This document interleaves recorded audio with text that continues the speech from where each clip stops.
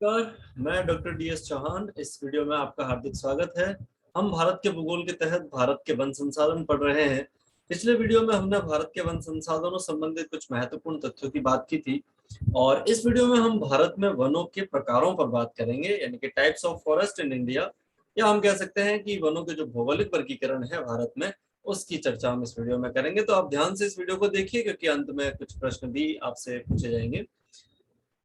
तो सबसे पहले हम इस टेबल की बात कर लेते हैं कि मैंने पिछले वीडियो में आपको यहीं पर छोड़ा था और कहा था कि भारत में अगर हम वनों के प्रकारों पर बात करें तो मूलतः 6 प्रकार के वन भारत में पाए जाते हैं। हालांकि कुछ विद्वानों ने इसको 8 भागों में भी बांटा है, कुछ ने 7 में भी बांटा है, लेकिन एक सामान्य औसत बात करें तो हम 6 भागों में बांट सकते हैं। तो अब हम इनमें से एक एक वनों के प्रकार को लेंगे और उनका विस्तार से अध्ययन करने की कोशिश करेंगे। सबसे पहले हम शुरू करेंगे ट्रॉपिकल एवरग्रीन फॉरेस्ट या उष्णकटिबंधीय सदाबहार वन से।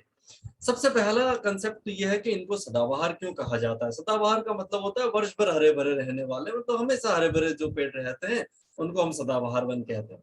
इसका मतलब ये हुआ कि इनके ऊपर पत्तियां नहीं गिरनी चाहिए। लेकिन यहाँ थोड़ा कंसेप्ट समझ लेना, इनको सदाबहार वन क्यों कहते हैं। बेसिक बात यह है कि यहाँ पे इस तरह के जो वन होते हैं, जो ट्रॉपिकल एवरग्रीन फॉरेस्ट होते हैं, उनके उनको हम वर्षा वन भी कहते हैं। ये जो वन है वो बहुत ज्यादा डाइवर्सिटी इनके पास होती है, यानी कि विविध प्रकार के पेड़ पौधे एक ही स्थान पर होते हैं। आप अगर देखेंगे तो यहाँ मैंने लिखा भी हाईएस्ट बायोडाइवर्सिटी, मतलब सभी प्रकार के वनों में से सबसे ज्यादा जैव विविधता अगर किसी किसी वन में मिलती है तो वो सदाबहार वनों के अंदर मिलती है। इसलिए बहुत डेंस होते हैं ये, इतने सघन वन होते हैं कि सूर्य की किरणें धरातल तक नहीं पहुंच पाती है, नीचे हमेशा अंधेरा ही अंधेरा रहता है। तो ऐसे जो और एक दूसरे के साथ में कई सारी बेलें और लताएं और ऐसा सब इनसे इनसे लिपटा रहता है, तो इस वजह से बहुत डेंस रहते हैं। अब क्या है कि यहाँ पर जैव विविधता अधिक होने के कारण विविध प्रकार के पेड़ पौधे एक ही स्थान पर पाए जाते हैं। अब उनके जो पत्ते गिराने का समय आता है वो हर साल में हर वृक्ष का अलग अलग समय पर आता है। तो ऐसे में पूरा जंगल कभी भी हमको एक साथ सूना या साफ नजर नहीं आता है। एक पेड़ एक प्रजाति के वृक्ष के पत्ते गिराने का समय अभी है, तो कुछ समय बाद फिर उस पर नए आ जाएंगे, जबकि दूसरा वाला वृक्ष अपने पत्ते गिराएगा, फिर उसके ऊपर वापस आ जाएंगे तो तीसरा वाला जो प्रजाति का पेड़ है वो अपने वृक्ष वापस अपने पत्ते वापस गिराएगा। तो ऐसे में एक साथ पूरा जंगल कभी भी हमें सुना नहीं दिखाई देता है। कई बार हम इस चीज को ऐसे भी समझ जाते हैं कि सदाबहार का मतलब उस पर कभी पत्तियां गिरती ही नहीं है। नहीं, ऐसा नहीं है, पत्तियां तो पेड़ से एक बार गिरेगी, साल में गिरती ही है। लेकिन सदाबहार में सभी पेड़ जो भी वहां पाए जाते हैं एक साथ पत्तियां नहीं गिराते, वो सब अलग अलग समय में पत्तियां गिराते हैं, तो पूरा जंगल हमें कभी भी एक साथ साफ नजर नहीं आता। इसलिए हम इनको सदाबहार वन कहते हैं। दूसरी चीज, ये सबसे सघन वन है, ये भी ध्यान रखिएगा, सबसे डेंस। और वृक्षों में सबसे ज्यादा लंबाई इसी प्रकार के वनों में होती है। 60 मीटर तक भी ये लंबे हो सकते हैं। तो ये बहुत लंबे लंबे वृक्ष होते हैं क्योंकि इतने ज्यादा डेंस होते हैं, तो इनमें सूर्य की किरणों को लेने का एक कंपटीशन चलता है, क्योंकि खाना तो पेड़ पौधे वहीं से बनाते हैं। तो ऐसे में इनमें कंपटीशन चलता है कि कौन सबसे ऊंचा होगा ताकि वो सूर्य की किरणों को आसानी से प्राप्त कर सके। तो इस वजह से इनकी लंबाई बहुत ज्यादा होती है। ये जो वन पाए जाते हैं वो हमेशा ऐसे क्षेत्रों में मिलते हैं जहाँ वर्षा 200 सेंटीमीटर से ज्यादा हो और तापमान 22 डिग्री सेंटीग्रेड से वर्ष भर ज्यादा रहे। मतलब इससे नीचे अगर तापमान चला जाता है तो फिर वहां सदाबहार वन बड़ी मुश्किल से ही पनप पाते हैं। अब यहाँ एक बात और ध्यान रखना है कि 200 सेंटीमीटर का मतलब ये नहीं कि 190 सेंटीमीटर पर ये होंगे ही नहीं, या इस तरह की, या 21 डिग्री सेंटीग्रेड पर नहीं। ये एक सामान्य बात है, जनरल बात है, जनरलाइज्ड वे में हम इन आंकड़ों को रिप्रेजेंट करते हैं। तो अब हम बात करेंगे कि ये भारत में कहाँ कहाँ मिलते हैं। तो यहाँ आप देखिए, इनके लिए मैंने कहा 200 सेंटीमीटर से ज्यादा वर्षा, तो ये पूरा सेवन सिस्टर वाला स्टेट, अरुणाचल प्रदेश को छोड़ दीजिए, ये पूरा रीजन, सेवन सिस्टर के 6 बाकी राज्य। उसके बाद वेस्ट बंगाल का ये जो पूर्वी हिस्सा है और ओडिशा का ये जो तटीय क्षेत्र है। साथ ही दूसरा सबसे ज्यादा यहाँ पर मिलते हैं पश्चिमी घाट जो है, वो इसके लिए आदर्श जगह है क्योंकि यहाँ भी वर्षा 200 सेंटीमीटर से ज्यादा होती है। तमिलनाडु का जो पूर्वी हिस्सा है वहां पर ये ज्यादा मिलते हैं, और अंडमान निकोबार द्वीप समूह में भी वर्षा 200 सेंटीमीटर से ज्यादा होती है, तो वहां पर भी इस तरह के पेड़ पाए जाते हैं। लेकिन भारत में अगर हम सबसे ज्यादा बायोडाइवर्सिटी देखेंगे तो वो या तो मिलेगी आपको सेवन सिस्टर में, या फिर आपको मिलेगी वेस्टर्न घाट में। यहाँ बहुत ज्यादा जैव विविधता पाई जाती है, जिसके बारे में हम अगले किसी वीडियो में और भी बात करेंगे। लेकिन बहुत ज्यादा बायोडाइवर्सिटी यहाँ भी है, और ये सेवन सिस्टर के जो स्टेट्स हैं उनमें भी बहुत ज्यादा बायोडाइवर्सिटी हमें देखने को मिलती है। अब हम कुछ वृक्षों की बात करेंगे जो इस तरह के वनों में मिलते हैं, और उसमें से सबसे पहले हम रोजवुड की बात करेंगे। ये पेड़ जो विकसित पेड़ होता है वो काफी बड़ा हो सकता है, आप यहाँ अंदाजा लगा सकते हो कि कितना बड़ा पेड़ होगा इस आदमी के साथ कंपेयर करके। साथ ही ये इस तरह का दिखाई देता है, अगर हम इसको काटे तो इसका बीच वाला जो कोर एरिया है वो थोड़ा रेडिश नजर आता है इस तरह का। और फिर इसकी जो लकड़ियां हैं वो तो घर में कई तरह के उपयोग हम उसका करते हैं। इसके अलावा ये महोगनी है, ये भी काफी मजबूत लकड़ी है, इमारती लकड़ी के रूप में पाया जाता है। वृक्ष इस तरह का दिखाई देता है और फिर इस तरह से उसकी लकड़ियां काट के यूज में लेते हैं। पाइन, या जिसको हम चीड़ भी कहते हैं, एक तो जब ज्योग्राफी के स्टूडेंट तो जानते हैं कि प्लान टेबल जो बनता है उसका जो टेबल है वो चीड़ की लकड़ी का ही बनता है। दूसरा, इसकी लकड़ी काफी हल्की भी होती है, तो पैकिंग वगैरह के लिए भी इस्तेमाल में ली जाती है। तो ये पाइन जो है वो काफी, या चीड़ जो है वो भी बहुत पॉपुलर वृक्ष है सदाबहार वनों में। ओक जो कि इस तरह का दिखाई देता है और इस तरह से उसकी लकड़ी काफी उपयोगी है। इसके अलावा सिडार है, हेमलॉक है, गुर्जन है, इस तरह के कुछ पेड़ और हैं जो सदाबहार वनों में पाए जाते हैं। अगला हम बात करेंगे ट्रॉपिकल डेसिडियस फॉरेस्ट की, जिनको हम कहते हैं उष्णकटिबंधीय पर्णपाती वन, या उष्णकटिबंधीय पतझड़ी वन, या उष्णकटिबंधीय मानसूनी वन। ये सारे शब्द इसके लिए इस्तेमाल लिए जा सकते हैं। ट्रॉपिकल डेसिडियस फॉरेस्ट, पर्णपाती या पतझड़ी का मतलब होता है ये पेड़ क्या करते हैं, मार्च अप्रैल में 6 से 8 सप्ताह के लिए अपने पत्ते गिरा देते हैं, वो आगे जो शुष्क मौसम होता है उसके अंदर। तो इस वजह से इनको हम पर्णपाती या पतझड़ी कहते हैं, जो पतझड़ मतलब पत्ते सारे झड़ जाते हैं। अब यहाँ पर हमने कहा था कि सदाबहार में भी जड़ते हैं, यहाँ भी जड़ते हैं, तो अंतर क्या है यहाँ, इस अंतर को बड़े ध्यान से समझना आप, कि ये जो वन है उसमें एक ही प्रजाति का पौधा एक ही जगह पे ज्यादा पाया जाता है, एक साथ ही मिलते हैं, तो उनका सबका पत्ते गिराने का जो समय आता है वो एक ही समय आता है। इसलिए पूरा जंगल हमें मतलब सूना या पतझड़ी नजर आता है, इसलिए हम इनको पतझड़ी वन कहते हैं। या ज्यादातर जो मानसून एरिया, मानसूनी से बारिश प्राप्त होती है ऐसे क्षेत्रों में होते हैं, तो मानसूनी वन भी इनको हम कहते हैं। दूसरी चीज, अगर हम इनके कैरेक्टरिस्टिक्स पर जाएं तो ये ऐसे क्षेत्रों में मिलते हैं जहाँ 100 से 200 सेंटीमीटर वर्षा होती है। अब आप सोचिए भारत में 100 से 200 सेंटीमीटर वर्षा कहाँ हो रही थी, हमने वर्षा का डिस्ट्रीब्यूशन पिछले वीडियोस में देखा है। फिर ये इनकी जो लेंथ है वो 24 से 36 मीटर तक ये ऊंचे हो सकते हैं। हाँ, इनकी लकड़ी बहुत ही मजबूत होती है, लकड़ी बहुत कठोर लकड़ी होती है, और यही कारण है कि दुनिया में सबसे ज्यादा एक्सप्लॉइटेशन, यानी कि जिनका सबसे ज्यादा शोषण हुआ, सबसे ज्यादा जो काटे गए हैं वो हमेशा पतझड़ी वन ही काटे जाते हैं। उसका कारण ये, एक तो लकड़ी कठोर है, दूसरा क्या, एक ही प्रजाति के पौधा एक ही जगह पे मिलता है तो उसको काटना आसान है। सदाबहार वन में ये आसान नहीं है, क्योंकि एक ही प्रजाति का पौधा एक जगह है ही नहीं, एक यहाँ है, दूसरा फिर बहुत आगे होगा, तीसरा उस तरफ होगा, तो उनको काटना बहुत मुश्किल है।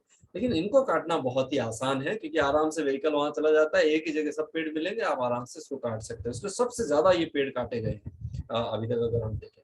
अब हम इनके डिस्ट्रीब्यूशन पर देखें तो आप देखिए, ये सारे जितने भी विंध्याचल, सतपुड़ा, मैकाल पर्वत, जितने ये पर्वतीय क्षेत्र थे यहाँ पे, उन सब पे देखने को मिलता है। यहाँ देखिए पंजाब हरियाणा का एक पतला सा बेल्ट है, देन यूपी, बिहार, वेस्ट बंगाल का जो वेस्टर्न हिस्सा है, छोटा नागपुर का पठार, मध्य प्रदेश, ओडिशा, छत्तीसगढ़, इधर देखें आप गुजरात से महाराष्ट्र होते हुए ये फिर तमिलनाडु और कर्नाटक में भी ये वन इस तरह से देखने को मिलता है। तो कहने का मतलब ये है कि भारत में सबसे ज्यादा क्षेत्रफल पर अगर कोई वन पाया जाता है तो ट्रॉपिकल डेसिडियस फॉरेस्ट ही देखने को मिलते हैं।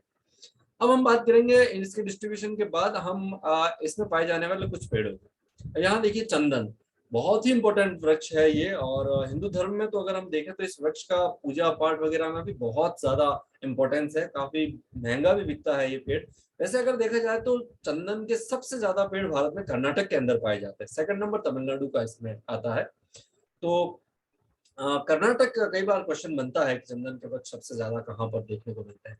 इसके अलावा सागवान, इसके लिए तो आप जानते ही हैं कि ये सबसे अच्छी इमारती लकड़ी है, सबसे मजबूत लकड़ी होती है, और ये एक ऐसी लकड़ी है जिस पर मौसम परिवर्तन का कोई असर नहीं पड़ता है, बहुत मजबूत और स्ट्रॉन्ग। इसीलिए इमारती लकड़ी जो हम कहते हैं वो सबसे बेस्ट लकड़ी यही होती है, सागवान, या टिक भी हम कहते हैं, टिक फॉरेस्ट।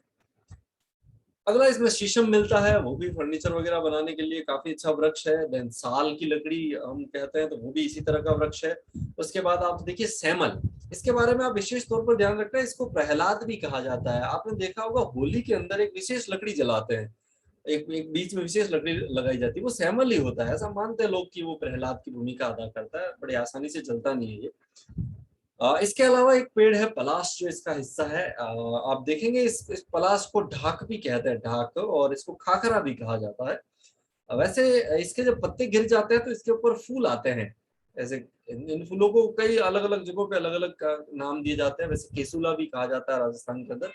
तो ये जो फूल है, और ट्रेडिशन के अंदर लोग इन फूलों को होली के अंदर कलर लगाने के लिए इस्तेमाल भी करते हैं। काफी अच्छे फूल ये होते हैं, और वो उस कलर, इस फूलों के कलर से नहाने से स्किन संबंधी डिजीजेस भी खत्म होती है, ऐसा भी मान्यता है। और ये जो वृक्ष है, इनके पत्ते काफी चौड़े होते हैं, और इस तरह के पेड़ यहाँ पर इस तरह के पत्ते होते हैं जो पहले खाना वगैरह खाने के लिए भी इस्तेमाल में लिए जाते हैं। पलाश कहते हैं इसको। आपने सुना होगा प्लासी का युद्ध, वो जो प्लासी शब्द बना है उस मैदान में पलाश के पेड़ ही थे, इसलिए वो प्लासी शब्द पड़ा है, तो वही पेड़ है ये। अच्छा, एक और बात ध्यान रखना, इस तरह के पत्ते गिरने के बाद जब पूरा जंगल सूना होता है, तो सुबह शाम ये इन फूलों को जब हम देखते हैं, तो सुबह शाम तो सूर्य की तिरछी किरणें इसके ऊपर पड़ती है, तो ऐसा लगता है कि जैसे जंगल में कहीं आग लग रही हो।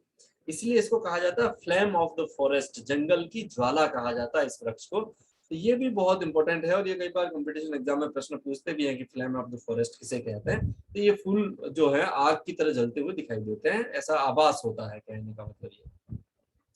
दूसरा एक और महुआ पेड़ है, और इस महुए के जो फूल होते हैं, जो फल होते हैं, उनसे हम देशी शराब भी बनाते हैं, आप जानते होंगे। ये लकड़ी भी काफी अच्छी है, इस्तेमाल होती है इमारती लकड़ी के तौर पर। इसके अलावा ये कुसुम, हुर्रा, आंवला, आम, नीम, ऐसे लोकल जो वृक्ष हैं जिनके बारे में हम सब जानते हैं, वो इस तरह के पर्णपाती वनों में सम्मिलित होते हैं। अब हम बात करेंगे तीसरे टाइप के फॉरेस्ट की, जो है ट्रॉपिकल ड्राई डेसिडियस फॉरेस्ट, उष्णकटिबंधीय शुष्क पर्णपाती वन है। और ये वन हमेशा उन क्षेत्रों में मिलते हैं जहां वर्षा 50 से 100 सेंटीमीटर के बीच में होती है, और इनकी इनकी लेंथ फिर कम हो जाती है, 6 से 9 मीटर की हाइट पर ही मिलते हैं। और अगर इनके डिस्ट्रीब्यूशन पर बात करें तो इन सारे राज्यों में देखने को मिलते हैं। यानी कि अभी जो हम पर्णपाती वनों की बात करते हैं, मानसूनी वनों की बात कर रहे थे, उन वनों के मार्जिनल जो हिस्से हैं उनके ऊपर ये वृक्ष सारे इस तरह के शुष्क पर्णपाती वन ज्यादातर देखने को मिलते हैं। तो इन सारे स्टेट में कहीं कहीं कहीं कहीं ये वृक्ष देखने को हमें मिलते हैं या पाए जाते हैं, डिस्ट्रीब्यूशन उनका इस तरह से है। अब इनमें पाए जाने वाले कुछ प्रमुख वृक्षों की बात करेंगे तो तेंदू करके एक वृक्ष है जिसको इंडियन एबोनी भी कहते हैं। और ये जो पेड़ है, इसकी सबसे खास बात यह है कि इसकी जो पत्तियां होती है वो बीड़िया बनाने के काम में आती है, इसलिए इसको तेंदू वृक्ष कहते हैं। और ऐसे फल लगते हैं जो दिखने में कुछ हद तक चीकू जैसे होते हैं, और वैसे उसी टाइप के फल है जिनको हम तेंदू फल भी कहते हैं, या कुछ कुछ लोकल शब्दों में इसको टिमरू भी कहा जाता है, जो फल लगता है उसकी बात मैं कर रहा हूँ। अगला वृक्ष इस तरह के में बनियान वृक्ष या बरगद का वृक्ष हम जिसको कहते हैं, और आपको पता भी होगा ये भारत का राष्ट्रीय वृक्ष है बनियान जो ट्रद है, इसको हम ट्री जो है, और इसको हम कल्प वृक्ष भी कहते हैं। कल्प वृक्ष का मतलब है हमारी इच्छाओं को, हमारी विशेष को फुलफिल करने वाला है, हमारी इच्छाओं को पूरी करने वाला वृक्ष इसको कहा जाता है। और काफी धार्मिक मान्यता भी इस वृक्ष को भारत के अंदर मिली हुई है, विशेष तौर पर हिंदू धर्म के अंदर। इसके अलावा हल्दू एक तरह और इस तरह का वृक्ष है जो इसमें सम्मिलित किया जा सकता है। अमलतास इसी तरह का पेड़ है। अक्सलवुड, अब ये देखिए सब पीले पड़ जाते हैं और फिर ये गिर जाते हैं, पत्तियां सारी गर्मी का सीजन शुरू होती है उससे पहले। अक्सलवुड इसी तरह का पेड़ है। खैर जो है वो भी इसी तरह का वृक्ष माना जाता है। और कीकर, आपने ये वृक्ष जरूर सुना होगा, और इसके फल कभी खाए होंगे आपने। इस तरह के इसके फल होते हैं कीकर के, और इन ये जलेबी जैसे दिखाई देते हैं, इसलिए इनको जंगली जलेबी या गंगा इमली भी कहते हैं। इस तरह के है, आपने खाए होंगे जरूर। तो ये काफी अच्छे और स्वादिष्ट लगते हैं, जो फ्रूट है वो, इसको जंगली जलेबी कहते हैं। अब हम बात करेंगे ट्रॉपिकल थॉर्नी फॉरेस्ट की, या जिसको हम उष्णकटिबंधीय शुष्क कांटेदार वन कहते हैं, या इनको हम मरुस्थलीय वन भी कहते हैं। इंग्लिश में अच्छा शब्द है जेरोफाइट, जेरोफाइट फॉरेस्ट हम कहते हैं इनको। बाकी कई सारे अलग अलग पुस्तकों में इनके नाम लिखे हुए हैं। ट्रॉपिकल थॉर्नी कह सकते हैं, ट्रॉपिकल ड्राई फॉरेस्ट कह सकते हैं, शुष्क वन कह सकते हैं, मतलब ट्रॉपिकल एरिड वन या सेमी एरिड शुष्क और अर्ध शुष्क वन भी इनको हम कह सकते हैं। तो इस तरह के कई सारे नाम इसके इस्तेमाल में लिए जाते हैं। ये वृक्ष उन क्षेत्रों में मिलते हैं जहाँ वर्षा 50 सेंटीमीटर से भी कम हो। अब आप सोचिए भारत में वनों का वर्षा का वितरण जहाँ 50 सेंटीमीटर से भी कम वन है वो कहाँ है। तो अब देखिए इसके डिस्ट्रीब्यूशन पर चले जाते हैं। वेस्टर्न राजस्थान का ये हिस्सा, कुछ पंजाब हरियाणा का दक्षिण वाला हिस्सा है, गुजरात का नदर्न पोर्शन, यानी कि जो थार का डेजर्ट है उसके अंदर ये वृक्ष पाए जाते हैं। इसके अलावा ये जो पश्चिमी घाट है उसका जो रेन शेडो रीजन है वहां पर भी ये कुछ स्थानों पर मिलते हैं, लेकिन इसका मेजर क्षेत्र ये है जिसको हम वेस्टर्न या नॉर्थ वेस्टर्न इंडिया भी हम कह सकते हैं। अब इनकी मुख्य विशेषताएं क्या? मुख्य विशेषता ये होती है कि बहुत दूर दूर एक एक पेड़ होता है, इनकी हाइट बहुत कम होती है, छोटे छोटे पेड़ होते हैं ये, तो ये शुष्क ज्यादा है तो ज्यादा फैलते नहीं है। इनका तना बहुत छोटा सा होता है, पत्तियां छोटी छोटी और मोटी होती है और इनकी जड़ें काफी गहरे तक जाती है, क्योंकि नमी को सोखने के लिए वो काफी गहरी चली जाती है। तो इस तरह की जो विशेषताएं हैं वो इस तरह के वनों में हमें देखने को मिलती है। अब हम बात करेंगे कि ये कौन कौन से वृक्ष हैं जहाँ जो इसमें पाए जाते हैं। उसमें सबसे पहले बबूल है, इसको हम एकेशिया भी कहते हैं। इस तरह के कांटे होते हैं इस पेड़ के ऊपर और छोटी छोटी पत्तियां होती है, बिल्कुल छोटी छोटी पत्तियां होती है, जो ऊंट वगैरह और बकरियां वगैरह खाती है उसको चाव से। लेकिन इस बात ये ध्यान रखना कि ये इमारती लकड़ी के अंदर काउंट की जाती है, इसकी लकड़ी बहुत ही मजबूत होती है। बबूल के फर्नीचर वगैरह भी हम बनाते हैं, तो काफी पॉपुलर वृक्ष है ये। अगला जो वृक्ष है वो खेजड़ी या इसको शमी भी कहते हैं और वैज्ञानिक भाषा में प्रोसोपिस सिनेरेरिया भी कहा जाता है। इसमें राजस्थान का राज्य वृक्ष है और इसके ऊपर एक एक फल लगता है, फली जिसको हम कहते हैं, इसको हम सांगरी कहते हैं। इसकी सब्जियां वगैरह भी बनाने में काम में लिया जाता है। दूसरा आप देखिए एक वृक्ष है रोहिड़ा, इसको टोकोमिला अंडुलेटा भी कहा जाता है वैज्ञानिक भाषा में। इसको रेगिस्तान का सागवान कहते हैं, मतलब लकड़ी इसकी मजबूत होती है और ये ऐसा फूल होता है जिसको रोहिड़ा का फूल कहते हैं और राजस्थान का राज्य पुष्प भी है ये रोहिड़ा का जो फूल है वो। एक इसी तरह का और वृक्ष यहाँ पर मिलता है, इसको हम केर कहते हैं और केर में ऐसे छोटे छोटे से फल लगते हैं। आप देखिए छोटे छोटे फल आपको इसमें नजर आ रहे होंगे। तो ये केर और ये सांगरी, इन दोनों की सब्जी बनाई जाती है वेस्टर्न राजस्थान में। बहुत ही टेस्टी सब्जी होती है ये केर सांगरी की और लोकल लोग बहुत चाव से इसको खाते हैं और बहुत टेस्टी सब्जी बनती है।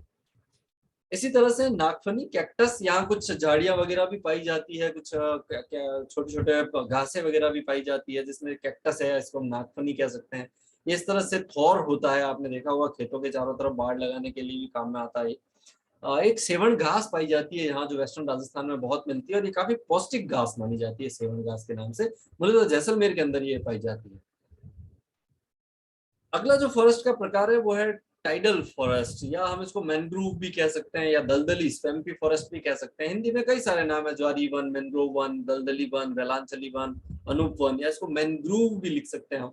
तो इस तरह के वन पाए जाते हैं। ये वन सारे कहाँ पाए जाते हैं? मुख्यतः समुद्र के किनारे जहाँ कीचड़ दलदल होता है, जहाँ खारा पानी आके मिलता है, सारा कीचड़ होता है, दलदल होता है। तो ऐसे वनों को मैनग्रोव या इसमें से किसी भी एक नाम से जानते हैं।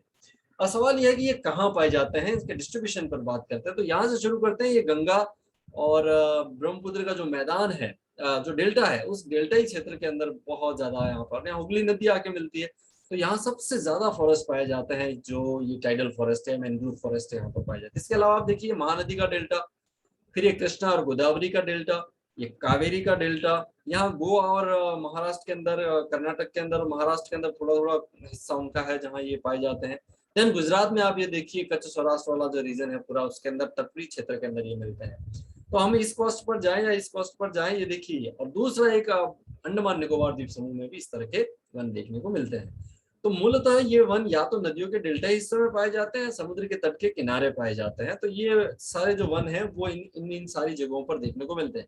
वैसे मोटे तौर पर हम ये कह सकते हैं कि भारत के लगभग 60% जो मैंग्रोव है वो है इस पूर्वी तट के किनारे, और 23% के आसपास ये पश्चिमी तट के किनारे हैं, और बाकी बचे हुए सारे 12-13% जो भी है वो बंगाल, इसमें अंडमान निकोबार द्वीप समूह में पाए जाते हैं। तो ये सारे मैंग्रोव फॉरेस्ट कहलाते हैं। ये देखिए आप इसमें देखिए सुंदरवन, ये जो सुंदरवन का डेल्टा है वो उसमें सब इसी तरह के पेड़ पाए जाते हैं, जैसा कि मैं पहले भी कह रहा था।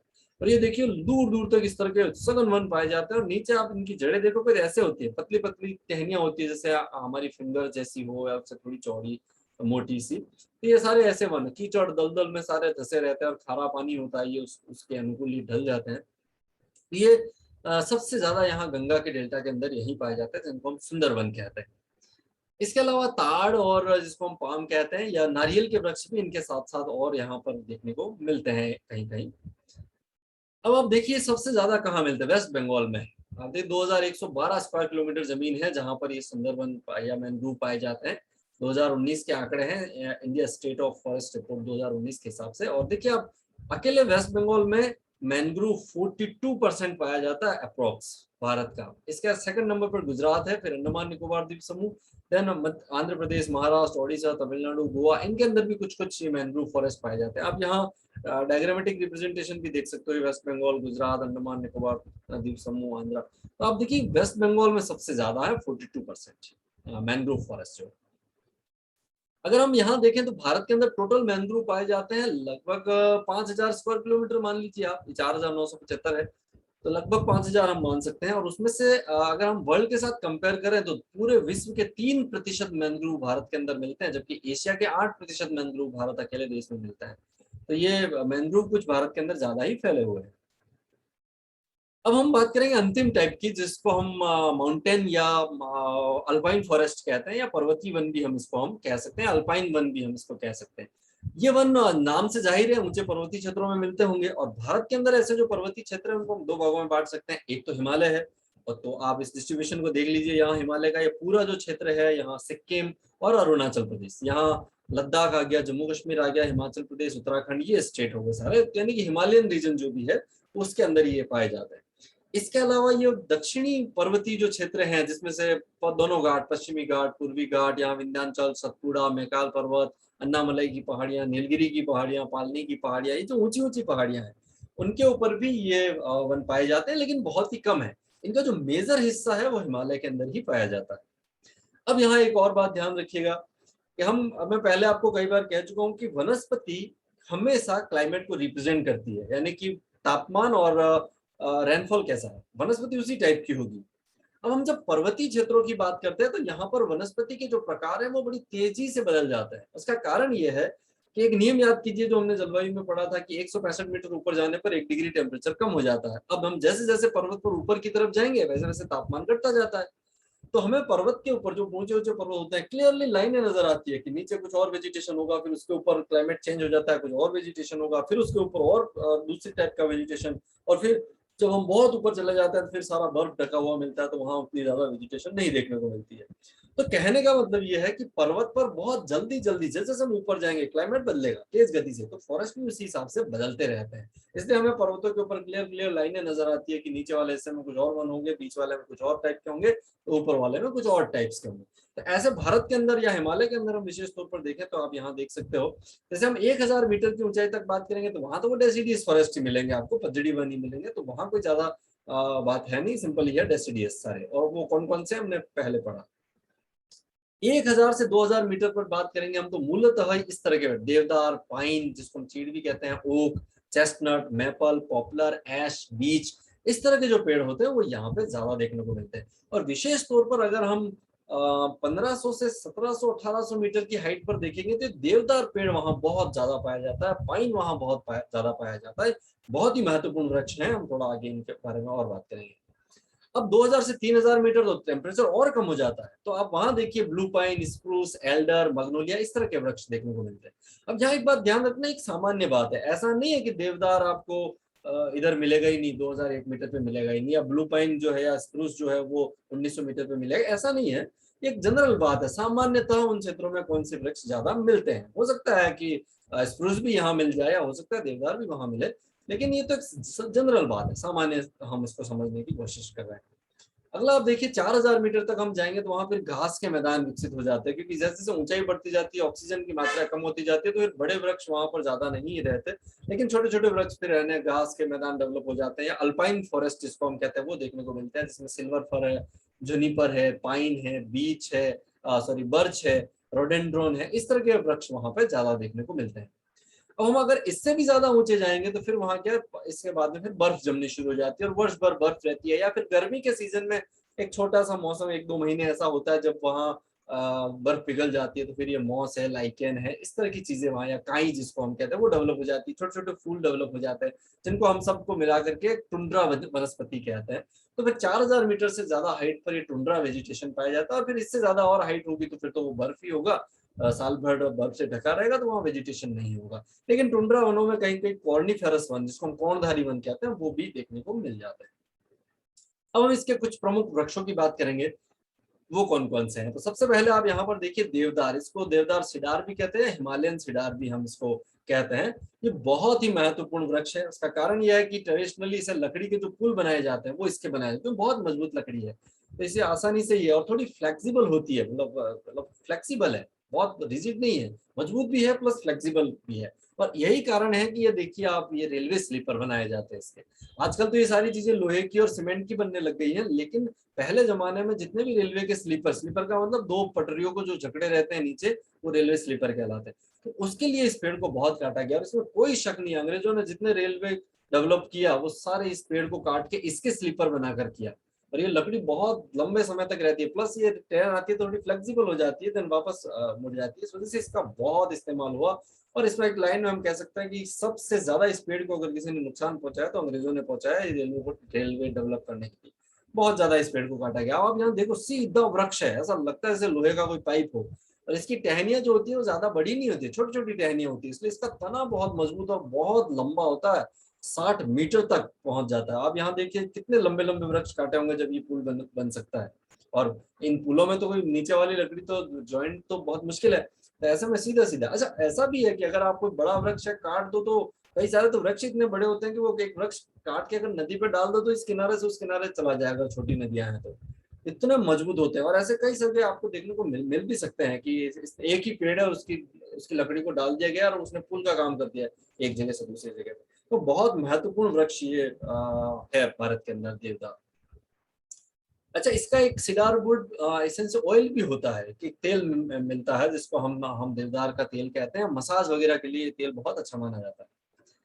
अगला है पाइन, है जिसको हम चीड़ कहते हैं। मैंने कहा प्लेंटेबल इसी से बनता है और लकड़ी हल्की होती है, हल्की होने की वजह से पैकिंग के जो डिब्बे बनते हैं वो भी बहुत ज्यादा इस पेड़ का इस्तेमाल होता है। और दूसरा इसका भी एक ऑयल होता है पाइन ऑयल, ये दवाइयां बनाने में काम आता है, कीटनाशक वगैरह भी बनते हैं, काफी यूजफुल है ये, इनका जो ऑयल है वो भी। इसके अलावा चेस्टनट एक और वृक्ष है, मैपल एक और वृक्ष है, पॉपुलर ये इस तरह का दिखाई देता है, देखिए आप, ऐश इस तरह का वृक्ष होता है, बीच ये भी काफी अच्छी लकड़ी पाई जाती है। तो इस तरह के वृक्ष यहाँ पर देखने को हमें मिलते हैं। साथ ही ब्लू पाइन और ये स्प्रूस, ये एल्डर, क्योंकि थोड़ा सा हाइट पे जाते जाते तो फिर इस तरह के जो वृक्ष हैं वो देखने को मिलते हैं, मग्नोलिया वगैरह।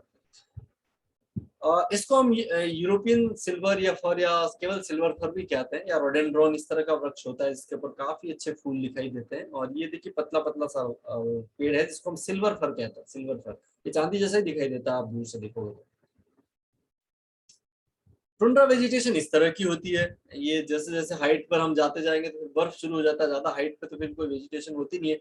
लेकिन जहां जहां गर्मियों के सीजन में 1-2 महीने थोड़ी बर्फ पिघल जाती है, वहां फिर इस तरह के हल्के फुल्के रंग बिरंगे घास फूस के छोटे छोटे फल या कहीं कहीं काई है, लाइकेन है, इस तरह की जो चीजें हैं वो उगाती है। तो उनको हम टुंड्रा वेजिटेशन के नाम से भी जानते हैं। ये देखिए काई, मॉस या लाइकेन या जिसको हम काई कहते हैं, वो इस तरह से डेवलप होती है, पत्थरों पे चट्टानों पे हर कहीं डेवलप हो जाती है काई जो।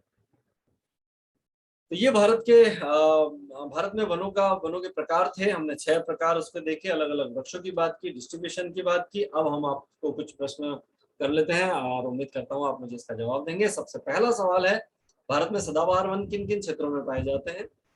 सबसे अच्छी इमारती लकड़ी किस वृक्ष की मानी जाती है? कौन सा वृक्ष भारत का राष्ट्रीय वृक्ष है? किस वृक्ष के फल को जंगली जलेबी कहा जाता है? भारत में सर्वाधिक मैंग्रोव या मैंग्रोव वन किस राज्य में पाए जाते हैं? हिमालय में 1000 से 2000 मीटर की ऊंचाई पर सामान्यतः कौन कौन से वृक्ष मिलते हैं? रेलवे स्लीपर के लिए किस वृक्ष की लकड़ी उपयोगी है? तो आप इन प्रश्नों के आंसर दीजिए। अगर आपको आंसर नहीं आ रहा है तो इस वीडियो को एक बार फिर से देखिए। इस वीडियो को हम यही समाप्त करेंगे। आपने मेरा ये वीडियो देखा उसके लिए बहुत बहुत शुक्रिया। आपको अगर ये कंटेंट अच्छा लगा हो तो आप मेरे चैनल को सब्सक्राइब कर सकते हैं, अपने दोस्तों के साथ शेयर भी कर सकते हैं। हम अगले वीडियो में फिर मिलेंगे, वनस्पति संबंधी और वन्य जीवों संबंधी कुछ और बात करेंगे। तब तक के लिए आप अपने आसपास वनों और पानी की रक्षा कीजिए। Thank you so much.